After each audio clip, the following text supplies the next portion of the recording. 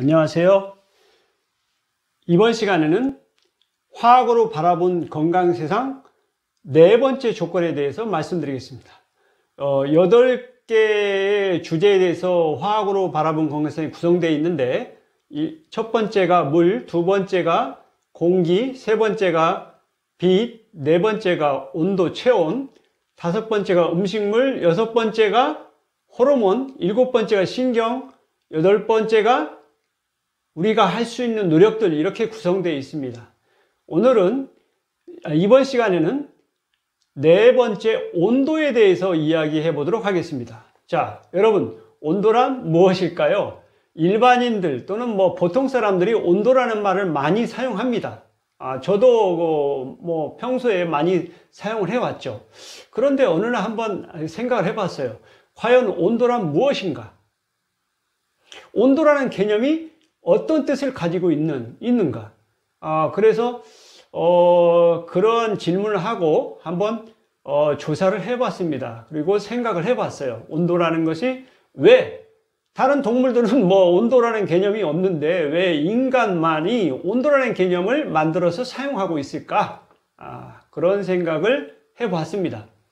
그래서 보니까 온도라는 개념이 아주 오랜 옛날부터 그러니까 조선시대 때 사용했고 저 앞에서도 온도라는 말을 사용했습니다. 온도, 따뜻한, 한자로 보면 뜻은 온도, 따뜻할 온자에다가 정도 도자니까 따뜻한 정도를 이야기하는 거죠. 온도라는 의미, 뜻은 그렇습니다. 그러니까 물을 이렇게 손을 넣으면 얼마나 따뜻한가, 차가운가 따뜻한가, 그런 정도를 알 수 있는 그게 온도입니다.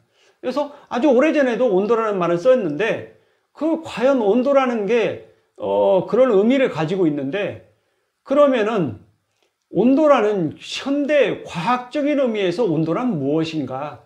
그래서 그 온도라는 개념을 이제 가지고 있고, 그래서 그러면 온도를 한번 구체적으로 디지털상으로 측정을 해보자. 그래가지고 노력을 한 결과 프랑스의 셀시어스라는 사람이 그 온도를 한번 정의를 내려봤습니다. 물이 얼었을 때의 온도를 0도, 그 다음에 끓을 때의 온도를 100도씨로 해가지고 이렇게 0에서 100으로 놓고 그거를 등분을 나눴어요. 100등분을 이렇게 하고, 그래서 1도, 2도, 3도 이렇게 100도씨까지 해서 정도를 디그리가 정도입니다. 그리고 디그리, 이게 우리 표시라면 동그라미 C 이렇게 쓰는데, 디그리 셀시어스입니다. 디그리 셀시어스. 셀시어스가 정의한 그 온도의 뜻이라는 말입니다. 디그리 셀시어스. 그래서 국제 표준어는 온도를 측정하는 단위를 디그리 셀시어스를 많이 사용합니다. 그런데 영국과 미국 이런 쪽에서는 아직도 페른화이트라는 F라는 그 단위를 써요. 저는 익숙하지가 않아요. 디그리 셀시어스 몇 도씨, 이거는 물이 어느 온도가 0도씨다 그러면은 바로 느낌이 오는데, 몇 F 이렇게 쓰면은 또 하고 F 이렇게 쓰면은 감이 오질 않아요. 이게 어느 정도가 되는 건지 그거를 알기가 어렵습니다. 왜냐면 저는 디그리 셀시어스를 몇 도씨 이거를 익숙하게 접했기 때문에 그게 이해가 빠릅니다. 아마 우리나라 사람들은 대부분은 그럴 거예요. 그렇습니다. 자기가 많이 쓰는 것이 익숙하고 편리합니다. 우리는 몇 킬로미터, 그러니까 시속 몇 킬로미터로 달리는 데에서 익숙하지, 몇 마일로 달리느냐 그러면은 이게 몇 마일이지? 그거 계산해봐야 합니다. 그래서 상당히 난해합니다. 그래서 영국이나 미국 사람들은 또 마일을 씁니다. 그래서 영국하고 미국은 좀 다른 나라하고 좀 색다른 이 단위를 쓰고 있어요. 그래서 좀 고집이 센 거 아닌가 그런 생각도 들기도 하고, 다른 나라는 다 국제 표준을 쓰는데 왜 영국과 미국만은 유독 마일을 쓰고 F를 쓰는지, 온도 단위를 이렇게 쓰는지 저는 이해하기 힘듭니다. 모든 나라 사람들이 다 약속하고 쓰는데 왜 굳이 영국하고 미국은 그 기준을 따르지 않느냐 말이에요. 뭐 세계 강자라서 그런지 모르지만 좀 그 부분은 이해가 가지 않습니다. 약속을 했으면은 대부분의 나라들 다 같이 가는 것이 맞다고 저는 개인적으로는 생각합니다. 뭐 그걸 제가 뭐 따질 수는 없는 거고, 하여튼 자, 우리가 그래 영국과 미국은 빼놓고 다른 나라는 전부 다 디그리 셀시어스를 씁니다. 몇 도씨, 물이 끓는 온도는 100도씨, 물이 어느 온도는 0도씨 이렇게 하면은 서로 이해를 잘 합니다. 우리나라는 국제 표준을 따라서 온도의 단위를 사용하고 있는 것이죠. 그렇습니다. 온도, 그래서 이제 셀시어스가 온도계를 이제 온도계 단위를 이렇게 해서 우리 온도계 보면은 이제 온도가 이렇게 쭉 나오죠. 그 나오는 그것을 가지고 있는데, 과연 그러면은 왜 우리는 온도계를 만들어서 몇 도씨 몇 도씨 이거를 가지고 이야기하게 되느냐. 그런 부분 한번 생각해 봤어요. 뭐 그냥 대충 따뜻하다, 차갑다, 뭐 이런 정도로 하면은 그냥 뭐 정성적으로 이야기할 수 있습니다. 그렇지만 정량적인 건 아니죠. 정성적인 겁니다. 대충 차갑다, 따뜻하다, 뜨겁다, 뭐 이런 식으로 이야기하는 거지. 정확한 정량적으로 얼마만큼인지를 표시하는 단위는 아니죠. 그런데 우리가 이야기할 때 비교적 정성적으로 이야기하는 것보다 정량적으로 이야기하는 것이 좀 더 명확한, 수치를 나타내는 것이 좀 더 명확합니다. 그래서 어린 아이들은 대부분 너 사과 몇 개 먹을래? 그럼 많이 뭐 이렇게 이야기해요. 많이 기준이 뭔지 이거 알기가 어렵지만 많이 뭐 이런 식으로 이야기합니다. 그거는 뭐냐면 걔들이 숫자를 모르게, 어린 애들이 그 아기들 뭐 5살 미만은 숫자를 모르기 때문에 구체적으로 정량적으로 나타내지를 못해요. 정성적으로 그냥 많이 조금 뭐 이렇게만 이야기합니다. 그것은 어린아이의 수준이라고 볼 수 있는 거죠.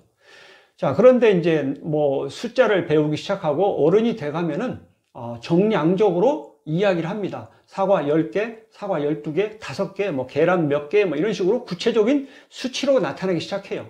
이거 수치로 나타내는 정량적으로 이야기하는 것이 좀 더 명확하고 과학적입니다. 그렇습니다. 그러니까 온도라는 개념도 따뜻하다, 차갑다, 뭐 뜨겁다, 뭐 이런 식으로 이야기하는 건 정성적인 거죠. 좀 더 명확하게 하려면 정량적으로 몇 도씨, 우리가 온탕에 들어가면 몇 도씨냐, 그런 걸 물어볼 수가 있는 거죠. 그래서 제가 학생들한테 한번 물어봅니다. 온탕의 온도는 몇 도야? 그러면은 이게 왜냐면은 자기가 관심을 안 가진 학생들은 몇 도인지를 몰라요. 마구 이야기를 합니다. 그런데 저는 굉장히 관심이 많기 때문에 온탕에 들어갈 때 온도를 항상 봅니다. 보통 온탕은 42도씨 정도 되는 이렇게 목욕탕에 이렇게 디지털로 이렇게 나와 있는 걸 볼 수 있어요. 저는 그 온도를 유심히 봅니다. 그리고 그 온도를 보고 그 온도가 맞는지 손이나 발끝으로 먼저 그거를 체크를 합니다. 그 정도의 온도인지. 만약에 여러분이 그 온도를 수치만 보고 쑥 들어가면은 잘못하면 만약에 그게 정확한 온도가 측정된 게 아니라고 하면은 만 60도씨인데 42도씨로 써 있었는데 들어갔다. 그러면 온몸이 익어버립니다. 화상을 입을 수가 있죠. 이거는 본인이 조금만 주의를 기울이고 노력하면은 화상을 입지 않을 수 있습니다. 만약에 그런 것을 무시하고 쑥 들어가면은 믿고 들어갔는데 아니 이게 믿었는데 아니잖아 그러면은 되돌아갈 수 없습니다. 이미 몸에서 뭐냐면 익어버려 가지고 그러면은 단백질은 죽는 거예요. 죽으면은 되돌릴 수가 없어요. 한 번의 실수를 통해서 더 이상 자기는 예전으로 돌아갈 수 없는 거죠. 아주 심각한 이야기입니다. 아주 사소한 부주의이긴 하지만 그걸로 인해서 자기의 건강이 아주 심대한 악영향을 받을 수 있다는 거예요. 이러니 온도의 개념을 명확히 알고 실생활에서 적용하는 것도 굉장히 중요하다는 거예요. 자, 그러면은 지금 이제 온도를 실제 사용하는 이런 온도계가 이렇게 있는 것까지 이야기했는데 정말로 그러면 온도라는 개념이 어떤 뜻을 가지고 있느냐, 과학적으로. 저는 생각을 해봤어요. 온도라는 것은 따뜻한 정도는 아주 옛날 뭐 저기 천년전에도 그런 이야기, 온도라는 이야기는 했어요. 그렇지만 과학적인 개념으로서의 그런 이야기는 아니죠. 그냥 정성적인 이야기뿐이에요. 그건. 자, 그러면 왜 우리는 온도라는 개념을 만들어서 사용하고 있을까? 온도계는 왜 필요한 건가? 우리가 온도계를 가지고 온도를 구체적으로 수치를 표시하는데 온도계는 왜 만들어졌느냐? 온도계를 만든 목적이 어디에 있느냐? 정확한 수치를 나타내는데 왜 그러는 거냐? 우리가 겨울철에 밖에 나가면은 춥습니다. 얼마나 춥느냐? 그런 영하 20도인지 영하 30도인지 영하 5도인지 정확히 수치로 이야기하는 것이 명확한 거죠. 자, 뭐 또 봄철이나 여름철에 가면은 또 뭐 5도씨, 25도씨, 30도씨, 35도씨 막 이렇게 온도가 변합니다. 그거를 온도를 딱 정확 수치를 들으면은 우리는 감을 잡을 수 있습니다. 얼마나 정도가 어느 정도인지를 우리가 생각할 수 있어요. 느낌이 옵니다. 만약에 40도씨다 그러면 더운 거죠. 영하 30도씨다 그러면 굉장히 추운 겁니다. 이와 같이 수치를 이야기하면 바로 알 수 있어요. 온도계는 그럼 왜 만들어졌느냐? 온도계는. 걔한테 물어보세요. 걔는 온도계 개념 모릅니다. 온도계가 뭔지도 몰라요. 근데 우리 사람은 온도계를 만들었고 온도계를 사용해서 구체적으로 정량적으로 이야기를 한다는 거예요. 그게 왜 그래? 필요성이 있기 때문에 그러는 거죠. 저는 화학적으로 한번 생각해봅시다. 물질인데 우리가 눈에 보이는 물질은 그래도 빨리 파악을 할 수 있어요. 빨갛게 뭐 쇠가 달아 올랐다 그러면 저거 뜨거웠겠는데 이런 식으로 안 만져봐도 어느 정도 알아요. 눈으로 보면 아는데 밖에 공기 중에 나갔는데 이게 공기를 보면 보이나 안 보이죠? 물도 여러분은 보이는 것 같지만 사실은 우리가 보는 물은 액체 상태의 물을 보는 겁니다. H2O라는 분자를 보는 건 아니에요. 그러니까 그 분자가 얼마나 빨리 움직이고 있는지 우리는 눈으로 볼 수 없다는 겁니다. 공기에 있는 질소나 산소 분자들이 얼마나 빨리 움직이고 있는지 우리는 볼 수가 없어요. 물 분자가 이렇게 물이 있는데 이게 얼마나 빨리 움직이는지 알 수가 없어요. 손을 집어넣으면 그래도 손에 열 센서가 이렇게 감지하는 그런 것들이 있기 때문에 어느 정도는 알 수 있어요. 뭐 차가운지 따뜻한지 뜨거운지 뭐 이런 정도는 우리 피부에 열점이 있습니다. 그래서 그런 걸 가지고 온도계까지 정확한 건 아니지만 그래도 정성적으로는 알 수 있어요. 피부에 그 온도를 감지할 수 있는 그런 그 센서들이 있습니다.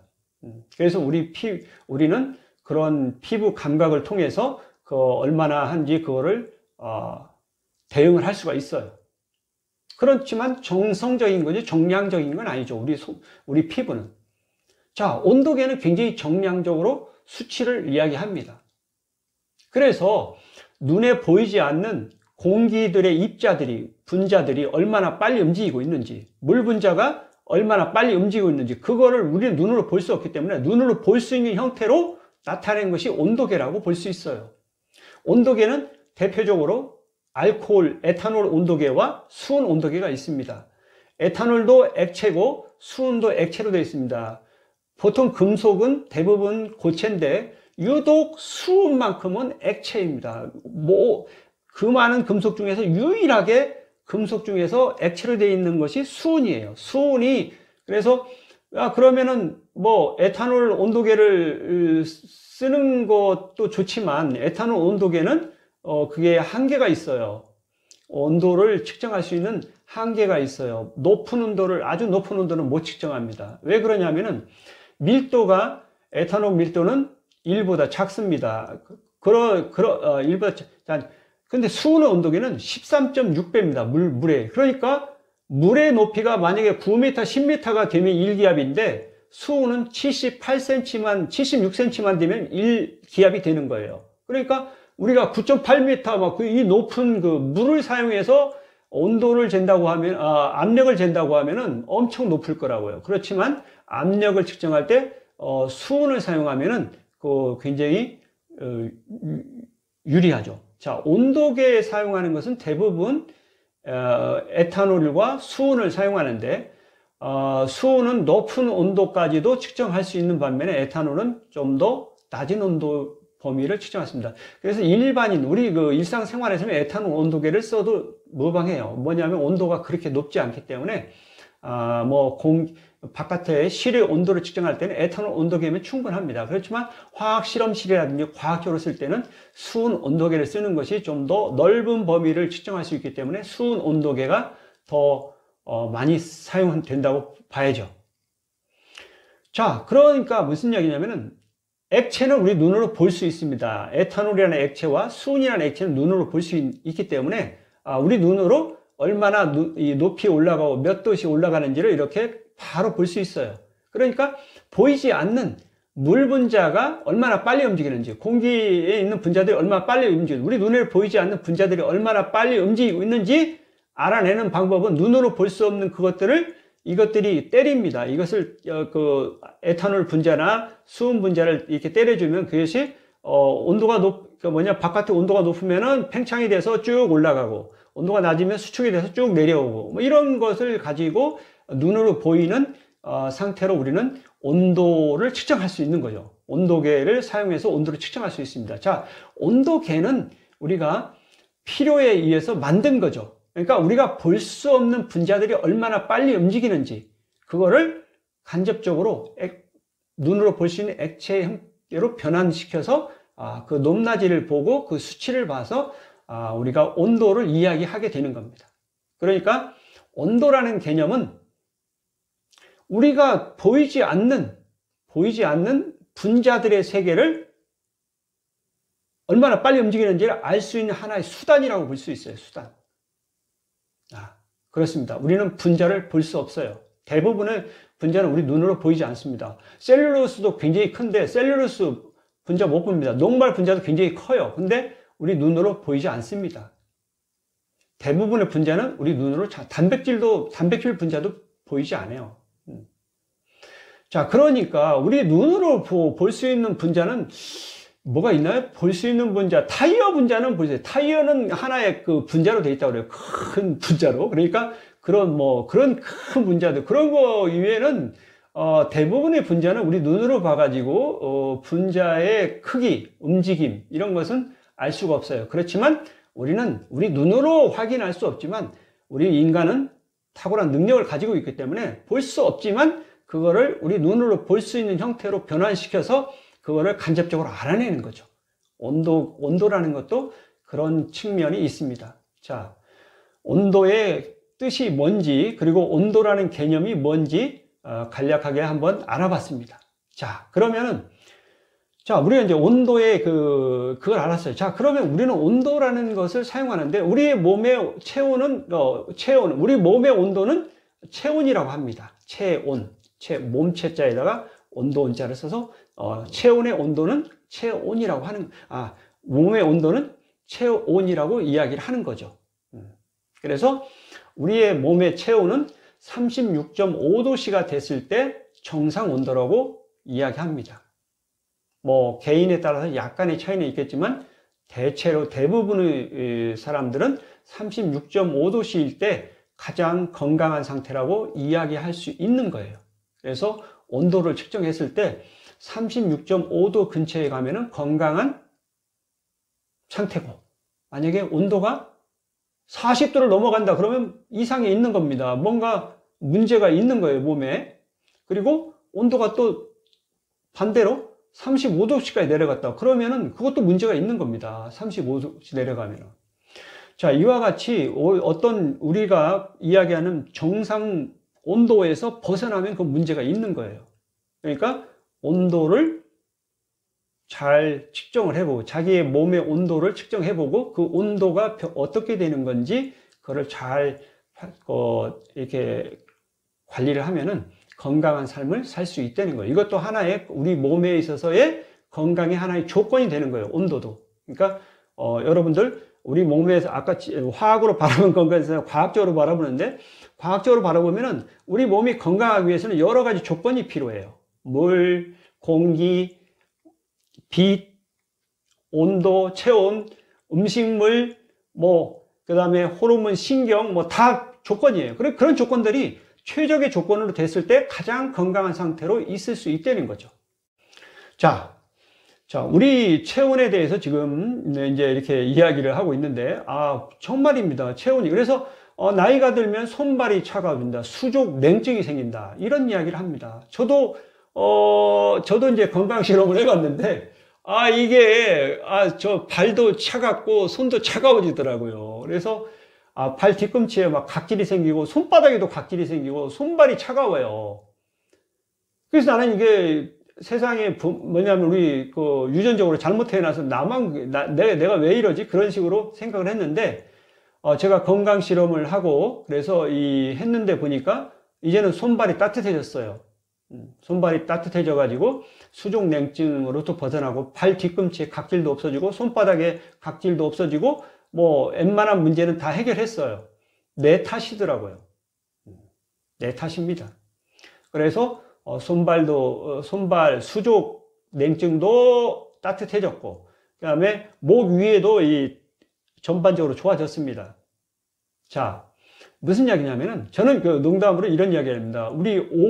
저는 어려서부터 오목을 두었었는데, 오목이 있습니다. 이 목이 있고, 이게 이제 머리목이죠. 사실은 머리목인데, 그냥 여기를 목이라고 합니다.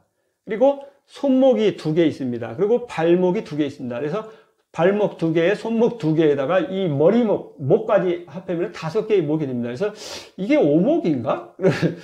농담으로 그런 생각을 해봅니다. 오목을 건강하게 해줘야 우리가 건강할 수 있습니다. 이게 연결 부위거든요. 목이라는 것은. 손목도 손을 연결해 주는 거고, 발목도 발을 연결해 주는 거니까, 목 관리를 잘 해야 됩니다. 발목, 손목, 머리목, 이 목을 잘 관리를 해줘야 되겠죠.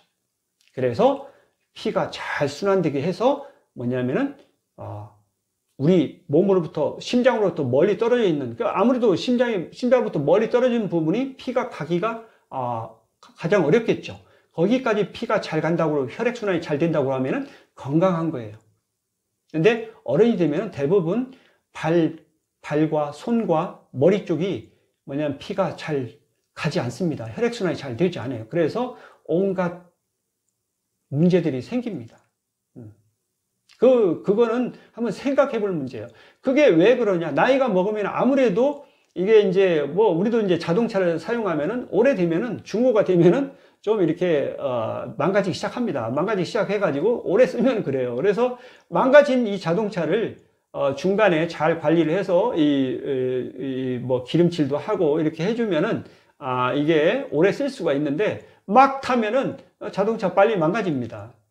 우리 몸도 그렇다고 볼 수 있어요. 그래서 자기 몸을 소중하게 잘 관리를 하는 그 생활 습관을 가지고 있어서 손, 발, 머리 이쪽으로 혈액순환이 잘 되는 생활 습관을 가져가야 됩니다. 건강 공부를 하시고 그렇게 했을 때 손발 수족 냉증도 해결할 수 있고 머리 위쪽에 목 위쪽에 이 부분도 피가 가지 않으면 차가워집니다. 차가워지면은 혈액순환이 안 되면은 많은 문제가 생겨요. 특히 목 위쪽에는 우리 눈도 있고 코도 있고 막 귀도 있고 입도 있고 잇몸도 있고 여러 가지가 많이 있기 때문에 대단히 소중합니다. 어느 하나 간과할 수 없는 중요한 기관들이 얼굴에 많이 있어요. 그러니까 손발도 중요하지만 손발보다 더 중요한 부분이 저는 목 위쪽인 것 같아요. 목 위쪽인 것 같아서 정말 신경 많이 써야 됩니다.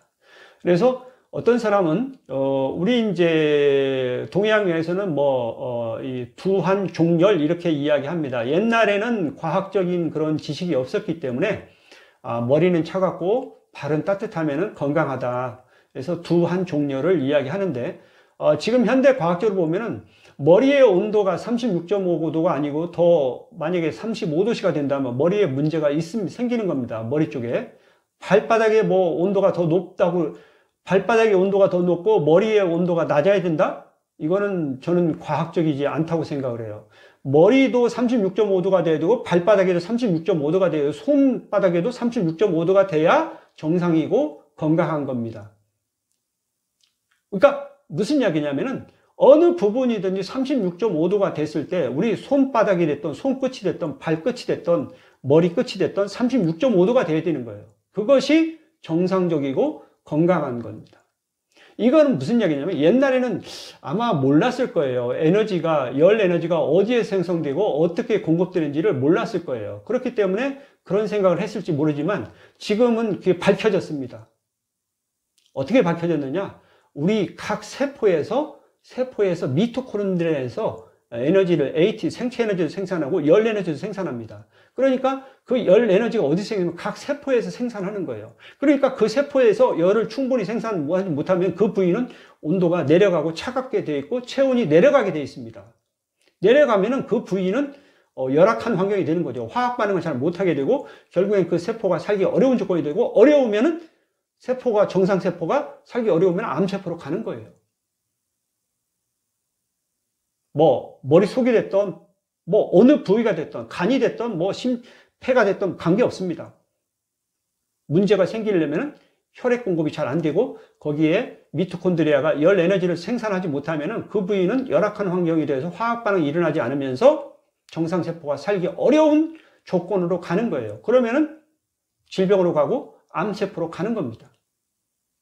이런 것을 극복하려면 어떻게 되겠느냐. 각 세포에 혈액을 잘 공급해주고 노폐물을 잘 제거하는 건강한 생활 습관을 가졌을 때만이 세포가 건강해지고 우리 몸이 건강해질 수 있다는 거예요. 자, 여러분들 한번 생각해 보십시오. 우리 몸은 60조 개의 세포가 있는데 각 세포들마다 각자 필요한 에너지를 생산해서 사용하고 있어요.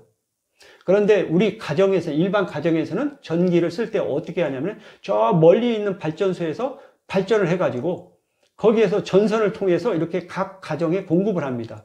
우리 몸에서 만약에 어느 한 부위에서 머리에서 그 발전을 해가지고 저 발끝까지 만약에 전선으로 연결해서 그 에너지를 보낸다고 하면은 이게 좀 상황이 복잡해지겠죠. 복잡해집니다. 근데 우리 몸은 그렇게 돼 있지 않다는 거예요. 각 세포 단위, 발바닥에 있는 세포는 뒤꿈치에 있는 세포는 거기에서 집 세포에서 에너지를 만들어서 사용하고 머리에 있는 세포에서 에너지를 만들어서 사용하는 거지 머리에서 만든 에너지를 발바닥에 있는 세포에 전달해주는 그런 식으로 우리 몸에 에너지 공급 시스템이 되어 있지 않다는 거예요. 그러니까 우리가 이렇게 발전소에서 가정적으로 이렇게 끌어다는 그런 식의 우리 몸에 그래서 미래에는 이제 이런 식으로 이야기합니다. 그러니까 각 세포에서 만들어 쓰는 것이 가장 효율적이고 가장 현명한 방법이라는 거예요. 우리 몸에서 에너지를 만들어서 사용하는 시스템이 가장 좋은, 가장 효율적인 방법이라는 겁니다. 그래서 이제 인간들도 그거를 깨닫기 시작해서 최근에는 그런 이야기를 합니다. 발전소에서부터 여기 가정까지 올 때는 전력이 약 50배 손실이 생긴다고 그래요. 50%가 전선줄에서 이렇게 오다가 50%가 손실된다는 거예요. 50%가 손실되고 그 50%만 사용하는 겁니다. 그런데 각 가정에서 만약에 자체적으로 발전을 해서 사용한다고 그러면 그런 손실이 없어지는 거죠. 각 가정이 하나의 세포로 본다고 하면은 그런 날이 올 때 가장 에너지를 효율적으로 쓰는 겁니다. 그래서 제가 언뜻 듣기에 어느 이야기를 들었느냐면은 일본에서 이제 앞으로 미래 수소 전기 에너지를 쓸 가능성이 높아지는데 또는 태양 전지판을 가지고 이렇게 지붕에다가 얹어놓고 이렇게 전기 에너지 생산해서 바로 쓰는 거예요. 바로. 또는 수소를 가지고 전기 에너지를 만들어서 각 집마다 수소로 이렇게 연료 전지를 가지고 바로 전기를 만들어서 쓰는 그런 방법이 실시되고 있다고 그러더라고요. 일본에서는. 근데 우리나라는 아직 그런 것은 일반화되어 있지는 않은 것 같아요. 아직 전 세계적으로 그런 것 같고. 근데 우리 몸의 세포에서 에너지를 생산하는 시스템을 보면은 그게 가장 효율적이고 가장 현명한 방법이라고 이야기할 수 있습니다. 그러니까 우리 인류도 결국에는 그 방향으로 가야 맞다고 생각을 해요. 저 멀리 뭐 원자력 발전소 뭐 이런 발전소 만들어 놓고 그 전선줄로 해가지고 오는 것은 어쩔 수 없이 그렇게 한동안 사용했지만 궁극적으로는 전기 에너지 손실이 너무 크기 때문에 에너지 손실이 너무 크기 때문에 그 방법은 아주 미래에 에너지가 소중한 시대에는 바람직한 방향은 아니다. 바람직한 방향은 각 가정에서 에너지를 직접 생산해서 바로 쓰는 것이 가장 효율적이고 가장 현명한 방법이다. 이렇게 이야기할 수 있어요. 아마 미래에는 궁극적으로는 저는 그 방향으로 갈 거라고 생각합니다. 왜냐하면 우리 몸에서 이미 그렇게 에너지를 우리 몸에 있는 그 시스템은 정말 정교하고 훌륭하고 놀랍습니다. 저는 그 건강 공부를 하면서 정말 이렇게 효율적이고 이렇게 신비롭고 뭐 경이롭고 뭐 이렇게 어떻게 말로 표현하기 힘들어요. 이러한 그 우리 몸에 있는 이 시스템 정말 놀랍습니다. 그래서 저는 항상 이 눈을 감고 그 기도를 합니다. 고맙고 감사합니다. 우리 세포, 우리 몸에서 일어나는 모든 화학 반응, 모든 일들이 너무 고맙고 감사한 일이죠. 그거를 느낍니다, 이제는. 여러분도 뭐 누가 나한테 뭐 돈 100원, 1000원 뭐 이렇게 돈을 얼마 주어서 고맙다? 그거는 아주 사소한 겁니다. 우리 몸에서 일어나는 건강한 이 시스템, 우리 몸에서 일어나는 이 온갖 화학 반응, 그리고 에너지를 생산하는 시스템, 모든 것들이 놀라울 정도로 정말 고맙고 감사한 일입니다. 저는 그걸 느껴요. 여러분도 건강 공부를 하면은 느낄 것입니다. 한번 공부를 해보세요. 자, 어쨌든 우리가 이제 몸에 있어서 그러니까 체온, 온도가 굉장히 중요하다는 거예요. 그러니까 한번 우리 그런 것을 좀 연구하신 분들이 있는데 그 예를 좀 이야기를 해보도록 하죠. 자, 전에 말씀을 산소 쪽에서 이제 공기에서 산소 쪽에서 이야기했는데 면역학의 대가이신 아보도르 교수가 사람이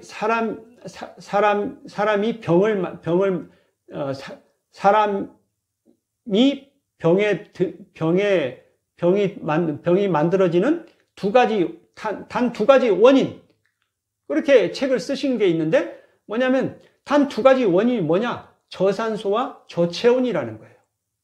체온, 온도죠. 앞에서 이제 공기 쪽에서 저산소로 이야기했는데 저산소도 사실은 저체온과 저산소는 결국에 혈액 공급하고 관계가 돼 있어요. 혈액 공급이 안 되면은 산소도 적게 가고 에너지도 적게 만들어지기 때문에 저체온으로 가는 거죠. 결국에는 혈액순환하고 관계돼 있다고 저는 생각을 해요. 그렇지만 하여튼 그 아보도르 교수가 쓴 책에는 저산소와 저체온이 모든 질병의 주범이다. 그러니 산소를 충분히 공급하고 온도를 저체온이 되지 않게끔 해주면은 건강해질 수 있다는 것을 이야기하는 거죠. 자, 아보도르 교수가 그렇게 이야기했고, 또 일본에 또 이제 옛날에 우리보다 일본이 조금 앞서가는 것 같아요. 뭐냐면 경제도 좀 앞서갔지만 건강 측면도 좀 앞서가는 것 같아요. 건강 관련 또 우리보다 조금 앞서서 연구하고 생각을 했던 것 같아요. 저는 우리 세대쯤 되면 이제 건강에 대해서 관심이 많기 때문에 아마 많은 건강 발표들이 있을 거예요. 저도 건강을 공부하고 건강을 연구하고 있지만 어쨌든 뭐냐면은 이분이 이제 여자인 것 같은데 신도 요시하루라는 이 의사분이 자기가 공부를 해서 질병의 근본은 원인은 어디에 있을까 해서 자기가 나름대로 생각한 것이 뭐냐면은 저체온에 있다는 것을 이야기합니다. 저체온이 질병의 주범이다. 그래서 신도 요시하루 이 의사분은 어떻게 하냐면은 책을 쓴 게 있습니다. 뭐라고 쓰냐면은 여성 건강 365일 냉기 제거 건강법 이렇게 해서 책을 썼어요. 그러니까 냉기를 제거하면은 질병이 낫는다는 거예요. 그러니까 약이 중요한 게 아니라 이 의사는 뭐 약을 안 썼다는 거예요. 종합병원에서 근무를 했는데 약을 안 쓰고 사람들한테 반신욕을 해라. 그래서 몸의 온도를 높여가지고 몸의 온도를 높여서 냉기를 제거하면은 질병이 없어질 것이다. 그렇게 이야기를 한다는 거예요. 약을 안, 그러니까, 어떻게 써요? 이, 뭐냐면은 그런 식으로 자꾸 환자로 오면 그런 식으로 하니까 약 처방을 안 하고 뭐냐면은, 그러니까 이제 종합병원에서는 입장에서는 수입이 이 의사가 수입을 올리지를 못하는 거예요. 그러니까 잘라버렸어요. 이런 의사는 우리 병원에 도움이 안 된다. 그래가지고 잘렸다는 거예요. 그래서, 그렇지만 이 의사는 밖에 나와서도 줄기차게, 질병이 있고 환자분들한테, 극복하는 방법을 설파를 하는 겁니다. 책도 쓰고 그러면서, 저는 이런 의사분이 상당히 소신이 있는 분이 아닌가 그런 생각을 해요. 그렇지만 어느 게 옳고 그르고는 뭐 각자 판단에 맡기면 돼요. 어쨌든 이 의사분은 그런 생각을 가졌다는 겁니다. 저는 상당히 그 훌륭한 정신을 가진 분이 아닌가 그런 생각을 해봅니다. 어쨌든 많은 환자분들이 반신욕을 몸을 따뜻하게 반신욕을 하면 몸이 따뜻해집니다. 몸이 따뜻해집니다. 특히나 발바닥이 이렇게 들어가 있죠. 그러니까 따뜻해집니다. 그래서 몸이 따뜻해지면은 웬만한 세포가 이 온도가 높아지면은 정상 활동을 하기 때문에 건강해질 수 있다는 거예요. 그래서 웬만한 병들, 여성들 질병들, 뭐 문제점들이 다 해소된다는 거예요. 그래서 그 사례들도 많이 나옵니다. 그래서 여러분들이 이분의 이제 주장은 그러면 우리 몸의 온도를 이제 살펴봅시다. 여러분들이 이제 일본 사람인데 다 일본 사람이에요. 왜 그런지 모르겠어요. 그 이시하라 유미 그 의사가 쓴 책에는 또 1도씨 몸의 체온을 1도씨 높이면 면역력이 5배 증가된다. 우리 몸의 온도가 1도만 높아져도 면역력이 5배가 증가해요. 여러분 면역력 굉장히 중요합니다. 질병과 그러니까 뭐 바이러스나 세균과 싸울 때 면역력이 그 중요한 역할을 해요. 근데 5배가 증가한다면 굉장히 높은 겁니다. 암세포도 없애버릴 수 있어요. 그래서 요즘 이제 최근에나 뭐 지금 어느 정도인지 정확히 모르겠는데 암을 치료하는 방법 중에 하나에 온열 치료법이라고 있습니다. 그 암세포 주위의 온도를 높이면은 암세포가 죽어버린다는 거예요. 그래서 온열 치료법이 있습니다. 그리고 제가 뭐 들은 이야기고 뭐 이렇게 어디 생로병사 비밀이나 이런 데 보면은 암이 걸리신 분이 온천에 가가지고 매일 온천욕을 합니다. 온천욕을 하고 거기 여관 같은 데 이렇게 생활을 몇 달 했는데 암이 싹 없어졌다. 뭐 이런 그런 사례를 이야기하는 것을 봤어요. 자, 그 암이 없어진 것은 왜 없어졌느냐? 온천욕을 하면은 온천에 들어가서 따뜻하게 몸을 계속 유지하면은 우리 면역력이 증가되고 그래서 뭐냐면은 암세포가 없어졌다는 거죠. 타당성이 있는 이야기입니다. 저는 충분히 가능성이 있는 이야기라고 생각이 돼요. 어쨌든 자, 우리 몸의 온도는 36.5도를 유지하면은 건강한 생활을 할 수 있다는 거예요. 그러니까 체온 관리를 잘 해주는 게 좋습니다. 만약에 수족이 냉증이 있다 또는 머리 위쪽이 차갑다 뭐 그러면은 이건 문제가 있는 겁니다. 바로 생활 습관을 개선하고 어떤 문제가 있는지 그거를 해결하는 노력을 본인이 스스로 해야만이 그 문제를 해결할 수 있습니다. 약을 먹어서 수족 냉증이 개선되고 머리 위쪽에 차가운 그게 개선되지 않습니다. 약은 그냥 임시 땜빵일 뿐이죠.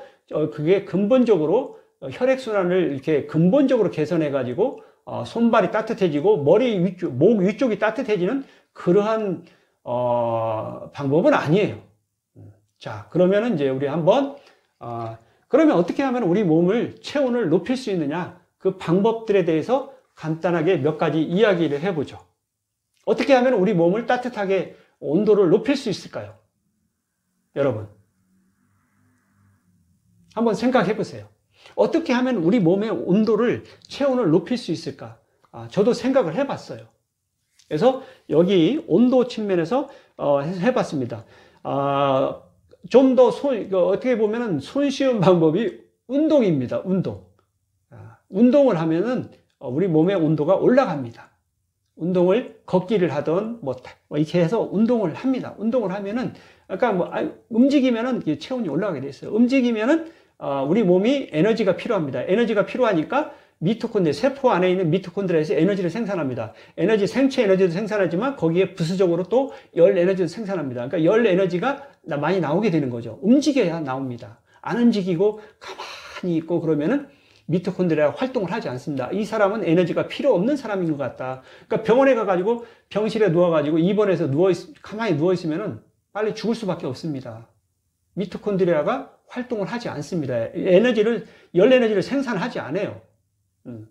그러니까 아프더라도 가능하면 움직이고 운동을 해서 몸의 온도를 높이는 노력을 해야만이 질병을 극복할 수 있고 할 수 있습니다. 그거는 본인이 해야 되는 거지. 약만 먹고 누워 있으면은 그렇게 한다고 해서 해결되는 게 아니죠. 오케이. 자, 어쨌든 그래서 혹자는 그런 이야기를 합니다. 걷기 운동만큼 좋은 운동이 없다. 저도 좋은 운동, 누구나 할 수 있고 돈도 안 들고 누구나 어디서나 할 수 있는 운동이 걷기 운동이기 때문에 좋다고 합니다. 그리고 실내에서도 운동을 할 수 있어요. 자기가 간단하게 뭐냐면 맨손 체조를 하든 어떤 운동을 해가지고 꼭 돈을 들이지 않더라도 걸레질을 하든 방을 쓸든 움직이는 것은 모두 다 운동입니다. 움직이는 활동은. 어떤 사람은 나 이런 것을 싫어해. 근데 사실은 여러분들이 생각하면 조선시대 양반이 건강할까요? 마당을 쓰는 마당새가 건강할까요? 마당새가 훨씬 건강합니다. 양반은 밥 먹고 그냥 들이 누워가지고 누워있고 그럼 움직이지 않으면은 그런 건 병에 걸릴 수밖에 없습니다. 마당새는 먹고 운동을 하는 거죠. 마당을 쓰는 것을 일이라고 생각하면 힘든데 그걸 운동이라고 생각해 보세요. 운동이라고 생각하면은 그건 운동입니다. 어떤 생각을 가지고 움직이느냐가 결정하는 거예요. 그러니까 방을 쓸더라도 운동이라고 생각하면 기분이 좋습니다. 운동하는데 왜 기분이 나빠요?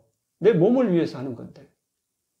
그렇습니다. 움직이는 것을 모두 다 운동이라고 생각하고 움직이는 것을 축복이라고 생각하세요. 움직이지 못하는 것이 불행이죠. 움직일 수 있는 사람은 움직이는 것이 올바른 거라고 생각해요. 굳이 비싼 돈 들여가지고 골프를 치고 어디 이렇게 그냥 삐까뻔쩍하게 하는 그런 운동이 그것만이 운동이 아니에요. 그것도 운동일 수는 있는데 굳이 그렇게 하지 않아도 손쉽게 할 수 있는 운동들이 굉장히 많습니다. 자, 그것은 각자 선택해서 하면 됩니다. 왜냐하면 시간이 한정되어 있기 때문에 모든 운동을 다 할 수 없어요. 제가 한번 운동 종류를 한번 쭉 기록을 해봤어요. 그때 너무 많아. 너무 많아가지고 그 운동을 다 하면은 죽어도 못 하겠더라고요. 그러니까 그 많은 운동 종류 중에서 나에게 맞는 거 몇 가지 선택해서 그냥 꾸준하게 하면은 되는 거 아닌가. 왜냐하면 그 많은 운동을 어떻게 합니까? 못 합니다. 그러니까 그런 것을 보고 운동 좋습니다. 운동을 하면은 우리 자체 내에서 열 에너지가 생산돼 가지고 몸을 따뜻하게 해주는 거죠. 이거 정말 좋은 겁니다. 그래서 나는 자연이다 보면은 대부분은 아프신 분들이 많이 들어가더라고요. 아프신 분들이 들어가가지고 처음에는 기어서 다녔대요. 기어서 다녔는데 그래서 몇 발자국도 못 걷고 그러는데 그래가지고 이제 병원에서는 죽는다고 그래가지고 그래 산속에 들어가서 죽자 그러고 이제 들어갔는데 참 힘들어도 걷고 또 걷고 10발 걷고 다음날은 20발 걷고 이렇게 해서 계속 조금씩 늘려서 계속 했더니 지금은 굉장히 건강해지고 산을 막 뛰어다니는 거예요. 그래서 그분 이야기는 산이 나를 살렸다. 그러니 나는 산을 떠나지 않겠다. 그런 말씀을 하시는 분들이 다수가 계시더라고요. 여러분, 아팠던 그 자연인을 산이 살렸나요? 본인이 살렸나요? 여러분은 산이 살렸다고 생각합니까? 본인이 살렸다고 생각하십니까? 저는 본인이 살렸다고 생각합니다. 산이 어떻게 도와줄 수 있습니까? 못 도와줘요. 산은 그냥 그대로 있을 뿐이에요. 그런데 본인이 노력해서 움직여서 운동을 하고 맑은 신선한 공기를 마시고 걱정을 덜고 집착을 버리고 어떤 스트레스를 없는 삶을 살다 보니 질병도 없어지고 건강해진 결과를 가져왔다고 볼 수 있죠. 그거는 본인이 한 겁니다. 본인이 한 거지 산이 나를 살리기는 뭘 살려요. 산은 그냥 그대로 있을 뿐이에요. 그래서 저는 그런 전에도 어느 유튜브 동영상에서 이야기했는데, 그런 분을 저는 그렇게 이야기합니다. 나는 산속의 자연이다 이렇게 불러야 된다고. 산속의 자연이죠. 그런데 우리는 도시에 살면은, 저는 도시에 살고 있거든요. 그러니까 도시에 살면서 자연인처럼 살 수 있습니다. 그래서 나는 도시의 자연이다 이렇게 이야기를 할 수 있어야 돼요. 도시에 살면서도 자연인이 될 수 있습니다. 건강한 생활을 한다고 그러면은, 건강한 조건을 실천하고 산다고 그러면 그 사람은 도시의 자연인이라고 저는 불러도 좋다고 생각합니다. 그래서 저는 스스로 그렇게 생각합니다. 저는 어떻게 생각하냐면, 나는 도시의 자연인이다 그렇게 생각합니다. 누가 뭐래도 상관없어요. 내가 스스로 이렇게 생각하면 뭐 되는 거지 뭐. 거기 나는 자연이다는 산속의 자연이다는 생각이 들고, 나는 도시의 자연이다 이렇게 생각합니다. 자, 그래서 운동이 중요하고, 두 번째는 만약에 내 스스로의 열을 만들어서 체온을 높일 수 없다면 어떻게 해야 되겠나요? 외부의 도움을 받아야 되겠죠. 아까 온천욕을 한다든지 따뜻한 물을 내 몸 열을 받아들여서 몸의 온도를 높이는 방법, 온천욕을 한다든지, 또는 제가 이제 한번 실천해 봤어요. 밥을 먹고 나서 담요를 배 위에다 이렇게 덮고 앉아 있으면은 배가 따뜻합니다. 그러니까 소화가 잘 되더라고요. 그렇습니다. 열이 빠져나가지 않게끔 따뜻한 옷을 입고, 또는 담요를 덮고 있고, 배 위에다가, 배 특히 중요해요. 배를 따뜻하게 하고, 그 다음에 만약에 이보다 더 좀 내 몸에 있는 열을 빠져나가지 못하게 해서 따뜻하게 하는 방법이 담요를 덮는 거고, 외부에서 하려면 핫팩 있죠. 핫팩 이렇게 되어 있는 것을, 또는 뭐 돌의 온도를 높여가지고 뜨거운 돌을 배 위에다 올려놓고, 뭐 여기 아픈 부위에다가 뭐 이렇게 하는 그런 방법도 있습니다. 뭐 그런 방법은 많이 있어요. 뭐 소금을 집어넣어서 하는 게 있고, 이렇게 뭐 여러 가지 이렇게 집어넣어서 뜨겁게 해가지고 그 환부에다가 올려놓으면은, 그것이 내 몸의 자체 내에서 열을 생산하는 게 아니라 외부로부터 열이 들어와서 내 몸의 온도를 높이고 체온을 높여서 세포들이 활성화돼 가지고 화학 반응을 잘하고, 그래서 그 세포가 잘 활동하면은 건강 문제가 해결되고 질병도 극복이 될 수 있다고 저는 봅니다. 그건 과학적으로 맞아요. 에너지를 내 몸에서 생산해도 열 에너지고 따뜻한 거고, 밖에서 들어와도 그것도 내 것이 되는 거죠. 그러니까 그거는 우리가 스스로 한번, 아까 신도 요시하루 그 의사분이 한 것처럼 반신욕을 하는 것도 이렇게 여기까지만 물을 채워가지고 하는 방법이 있고, 또 어떤 방법이 있냐면 또 이렇게 각탕이라고 하는 게 있더라고요. 각탕은 뭐냐면은 발과 손을 이렇게 집어넣는 거더라고요. 손발이 따뜻해지는 거예요. 손발이 따뜻해지니까 수족 냉증이 있는 분들은 효과가 있을 것 같아요. 그런 각탕이 있고, 그러니까 내 몸에서 생산하는 것은 운동이라는 방법이지만, 운동이 아닌 외부에 있는 열을 내 몸으로 들어오게 해서 내 몸을 따뜻하게 하고 체온을 높여서 이 세포가 화학 반응을 잘 할 수 있는, 세포가 건강해질 수 있는 그런 것을 해줄 수 있다는 거예요. 그건 자기가 노력해야죠. 누가 해줍니까? 본인이 해야 되는 겁니다. 그래서 그렇게 하고, 그 다음에 또 이제 공기, 산소가 또 들어가야 에너지가 생산되고, 잘 하려고 하면은 단전 호흡을 하든 복식 호흡을 하든 산소를 충분히 깨끗한 산소를, 신선한 공기를 들여 마셔주는 것도 건강에 도움이 됩니다. 자, 이런 방법이 있고, 또 제가 이제 나중에 지금 이 화학으로 바라본 건강 세상을 끝나고 나면은 근육 풀기 건강법을 이야기를 하려고 해요. 제가 근육 풀기 건강법을 통해서 많은 건강 문제를 해결했는데, 그건 뒤에 이야기로 하기로 하고, 어쨌든 내 몸의 온도를 높이는 방법 중에 하나가 근육 풀기 건강법도 될 수 있다요. 근육을 풉니다. 뭐냐면 우리 몸에 있는 근육을 눌러봅니다. 눌러서 손이든 발이든 뭐 어디 부분이든 목이든 어디든 눌러가지고 아프면은, 그 아프다는 것은 근육이 뭉쳐 있는 거고, 근육이 뭉쳐 있으면 혈관이 눌려서 혈액순환이 잘 안 됩니다. 그러니까 근육 풀기를 하세요. 그리고 또 혈관도 뭐가 되어 있냐면은, 나중에 설명하겠지만, 혈관이 보면은 내막이 있고 중막이 있고 외막이 있습니다. 중막은 근육으로 이루어져 있더라고요. 그러니까 동맥하고 정맥 중에 중막의 두께가 차이가 있는데 동맥은 중막의 두께가 더 두껍다고 그래요. 왜냐하면 동맥이 아무래도 혈압을 더 많이 받으니까 정맥보다 튼튼해야 되겠죠. 튼튼해야 되니까 근육이 더 많은 거예요, 동맥이. 그러니까 거기도 근육이 있으니까 근육 풀기를 만약에 한다고 그러면은 일반 근육 풀기와 혈관 근육이 있는데 혈관 근육과 일반 근육도 풀고 혈관 근육까지 풀어준다고 하면은 혈관 근육을 제가 이렇게 풀어보니까 굉장히 아프더라고요. 그러니까 일반 근육 풀 때보다 비교할 수 없던 정도로 막 땀이 날 정도로 종아리에 있는 그 혈관을 풀어줄 때는 막 이마에서 땀이 나더라고요. 아프고 호흡도 심호흡이 일어나면서 산소가 많이 필요하겠죠. 그러니까 그런 것을 해가지고 다 풀어주니까 혈액순환이 잘 되니까 발바닥도 따뜻해지고 손바닥도 따뜻해지고 목 위도 따뜻해지고 그러면서 혈액이 공급이 잘 되니까 뭐냐면은 화학 반응이 잘 일어나고 미토콘드리아에서 에너지도 잘 생산하고 그러니 뭐 제 눈으로 볼 수 없지만 느낌은 있죠. 그래서 미토콘드리아에서 에너지 생산이 잘 돼가지고 열 에너지가 잘 나오니까 체온이 높아지고 그래서 건강해지는 세포가 건강해지고 전체적으로 몸이 건강해지고 모든 건강 문제가 사라지는 결과를 가져왔지 않느냐 이렇게 생각하기 때문에 근육 풀기 건강법도 굉장히 중요하다고 우리 체온을 높이는 데 있어서 저는 필요하다고 생각합니다.